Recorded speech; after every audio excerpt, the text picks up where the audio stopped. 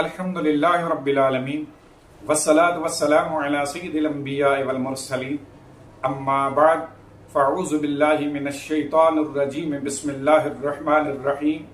حضرات محترم، آج ہم آپ کے سامنے نکاح المتع کے حوالے سے ایک تعارض کی تطبیق قائم کریں گے۔ چنانچہ حضرت عبداللہ ابن مسعود رضی اللہ تعالی عنہ کی حدیث پاک کا مفہوم ہے، فرماتے ہیں کہ ایک دفعہ ہم نبی کریم صلی اللہ علیہ وآلہ وسلم کے ساتھ ایک جہاد پر محو سفر تھے۔ اسی طرح ہم نے حضور علیہ السلام کے ساتھ مختلف مواقع پر بھی جہاد کیا، تو ہم نے نبی کریم صلی اللہ علیہ وآلہ وسلم کی بارگاہ میں عرض کی کہ یا رسول اللہ،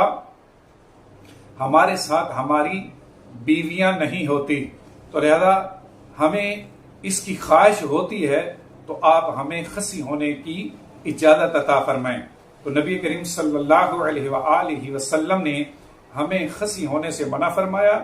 اور عورتوں کے ساتھ متع کرنے کی اجازت عطا فرمائی۔ اب اس حدیث پاک سے معلوم ہوا کہ کسی بھی مرد کا کسی عورت کے ساتھ نکاح متع کرنا ازروع شرع جائز بھی ہے، اور نبی محتشم صلی اللہ علیہ وآلہ وسلم نے اس کی اجازت بھی عطا فرمائی، جیسا کہ اس حدیث پاک سے معلوم ہوا۔ جبکہ اس کے برعکس دوسری حدیث پاک جو حضرت علی المرتضی شیر خدا رضی اللہ تعالی عنہ سے مروی ہے،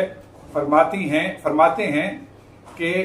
جنگ خیبر کے بعد نبی کریم صلی اللہ علیہ وآلہ وسلم نے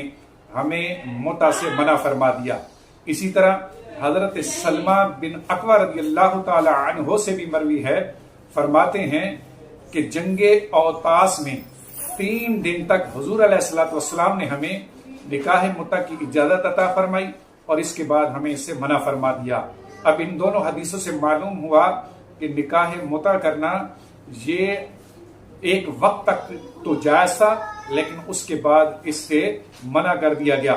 جبکہ حضرت عبداللہ ابن مسعود کی حدیث پاک سے معلوم ہوا کہ نکاح متع کی حضور علیہ السلام نے اجازت عطا فرمائی، اور اس حدیث میں ممانعت کا کہیں بھی ذکر موجود نہیں ہے۔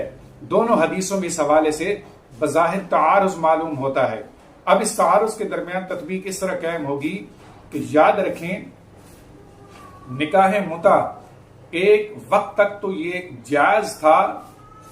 لیکن بعد میں اس سے منع کر دیا گیا، چونکہ صحابہ کرام یعنی خاص طور پر جو عرب کے باشندے تھے وہ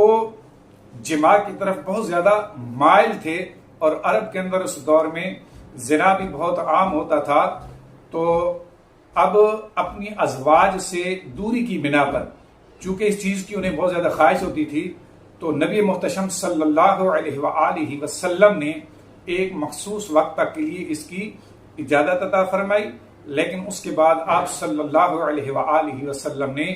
مستقل طور پر اسے منع فرما دیا۔ تو اب جس حدیث پاک میں نکاح متع کی اجازت معلوم ہو رہی ہے، یہ ایک وقت کے لیے تھی، اور جس حدیث پاک میں اس کی ممانعت کا ذکر ہوا، اس کا مطلب یہ ہے کہ اب مستقل طور پر تا قیامت نکاح متع جائز نہیں ہے۔ یاد رکھیے، نکاح متع کا مطلب یہ ہے کہ کوئی مرد کسی اجنبی عورت کے ساتھ